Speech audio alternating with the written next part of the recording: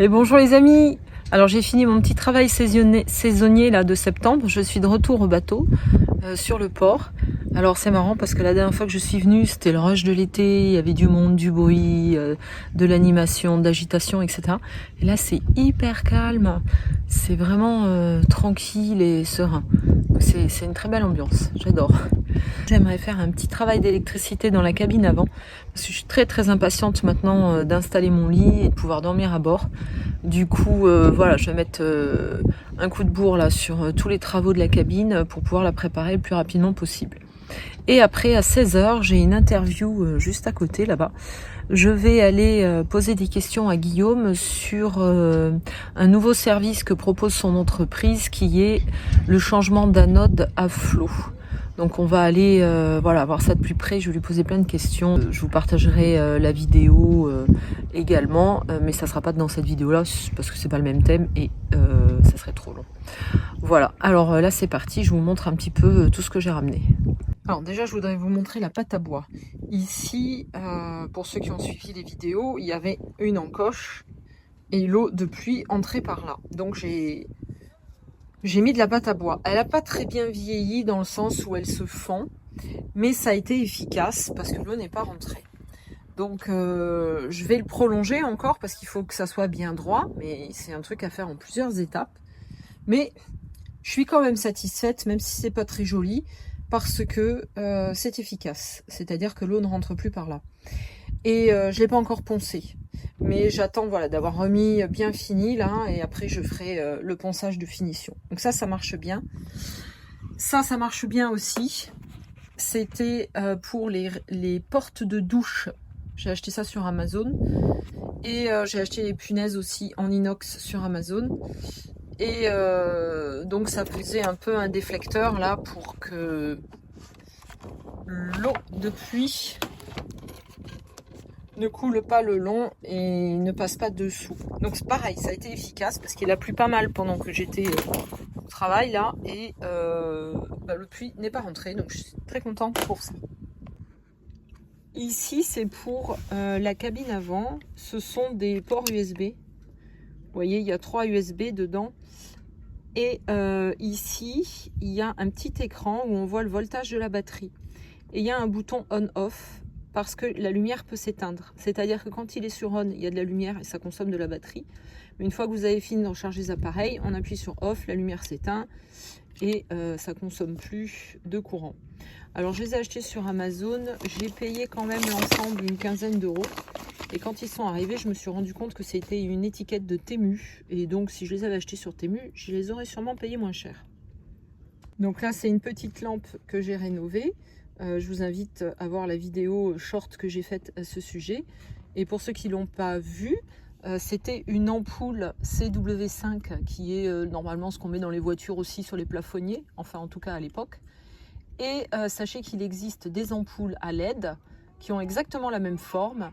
Et il suffit d'acheter l'ampoule à LED pour remplacer l'ampoule à filament parce que ça consomme quasiment la moitié en électricité.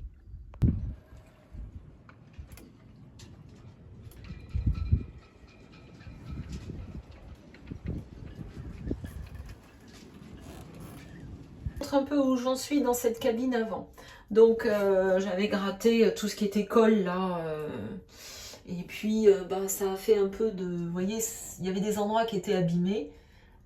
Où je sais pas si c'est du gel coat, de la résine à sauter. Ensuite, j'ai bouché des trous. Ça, c'est du bois. Alors, je n'avais plus que de la pâte à bois foncée. J'en ai d'autres, mais je ne l'ai pas trouvé. Donc, j'ai bouché les trous un petit peu partout qu'il y avait sur tous les supports bois. J'avais démonté ma lampe feston. Et puis, bouché des trous. J'ai enlevé tout ce qui était ici. Tringle à rideau. Je pense pas que je vais mettre un rideau à cet endroit-là. Enfin, en tout cas, pas comme il était fait. Parce que finalement, le rideau, il bouchait tout le temps un tiers de la fenêtre. Et c'est le seul apport de lumière ici, si là-haut c'est fermé. Donc j'avais vraiment envie d'avoir la lumière de cette fenêtre. Cette fenêtre, je pense qu'elle fuit. Donc il va falloir faire quelque chose. J'ai enlevé... Attends, j'ai oublié de boucher des trous. Ah oui, mais c'était pas de la pâte à bois qu'il fallait mettre. Donc ici, je vais boucher les trous, mais plutôt avec du mastic polyester.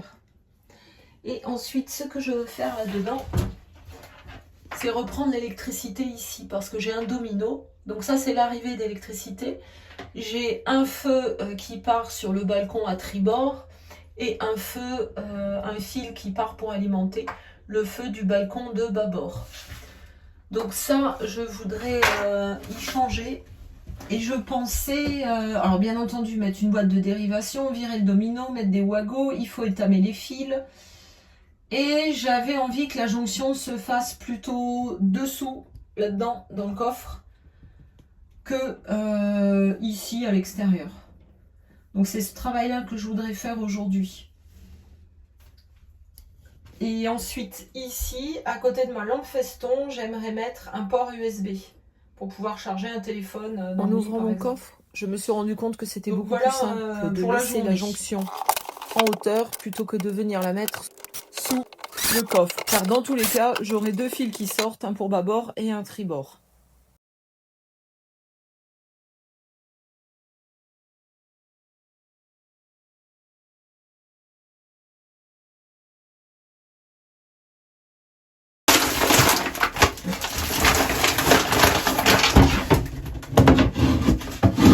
Le soir, avant de m'endormir, je pense au bateau, au bricolage, qu'est-ce que je vais faire, tac, tac, comme ça, je calcule.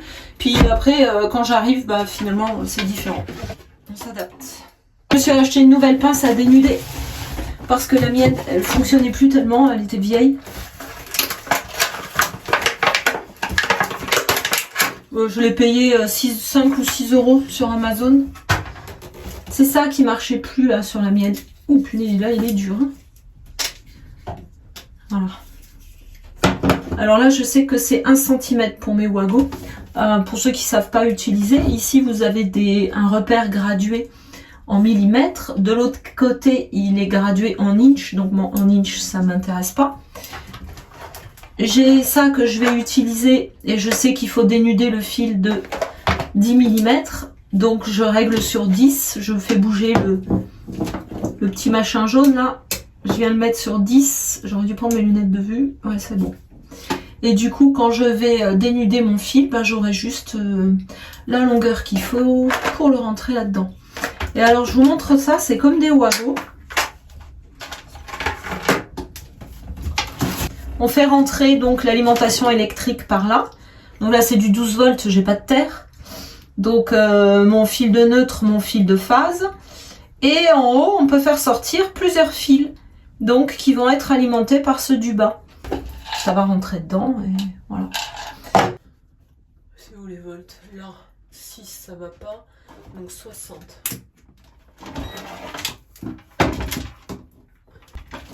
Alors le rouge il a l'air d'être là et le bleu.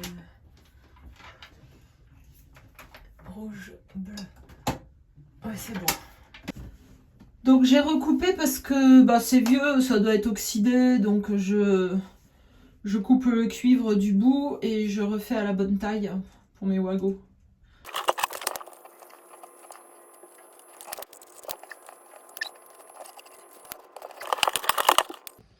Regardez la position dans laquelle je suis obligée de travailler. Super pratique.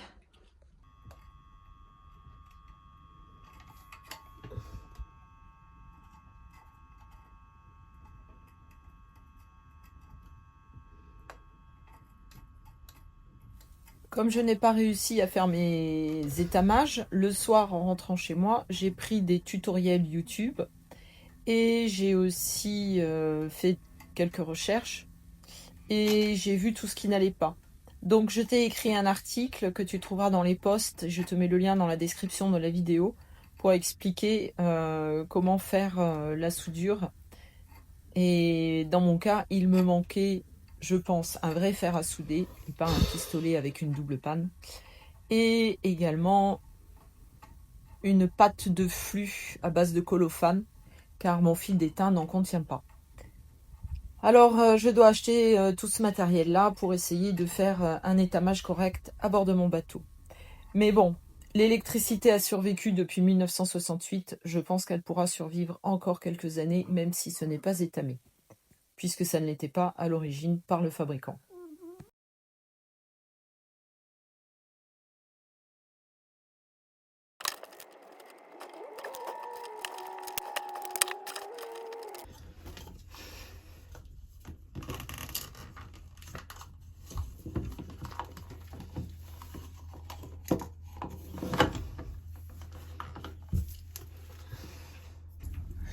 Normalement, hein.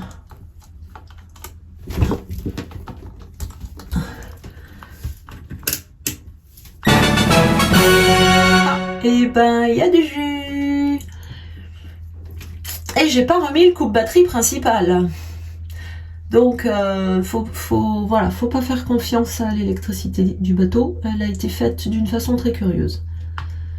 Là, par exemple, je vous montre les fils bleus. Ils sont bien positifs. J'ai mis le rouge dans le bleu et le noir dans le rouge. Et ben voilà, parce que ça donne sur le voltmètre. Merci la personne qui a fait l'électricité du bateau de l'avoir fait à l'envers. Ça me facilite la vie.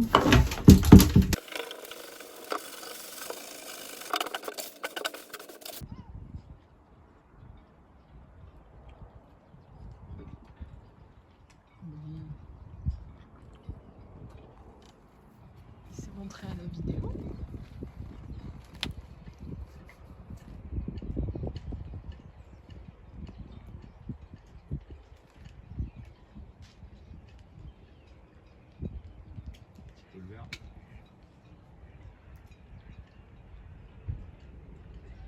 C'est une belle visite, merci.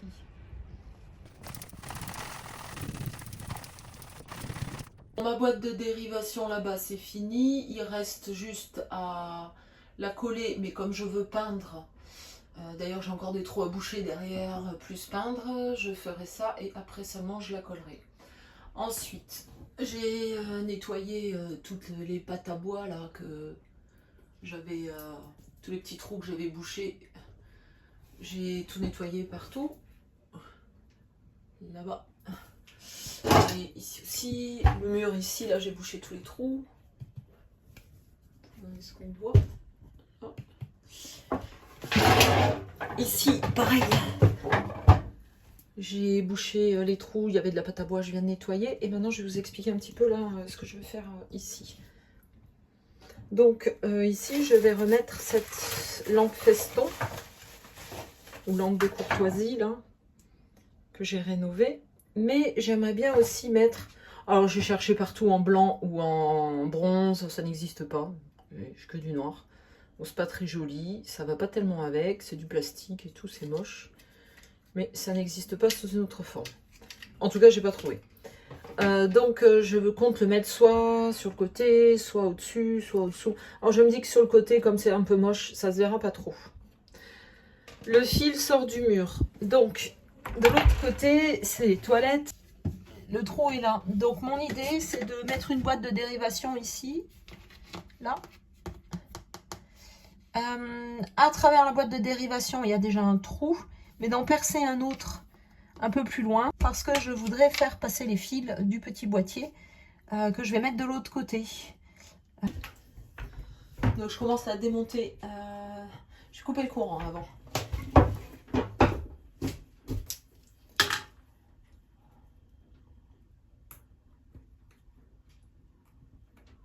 C'est bien coupé.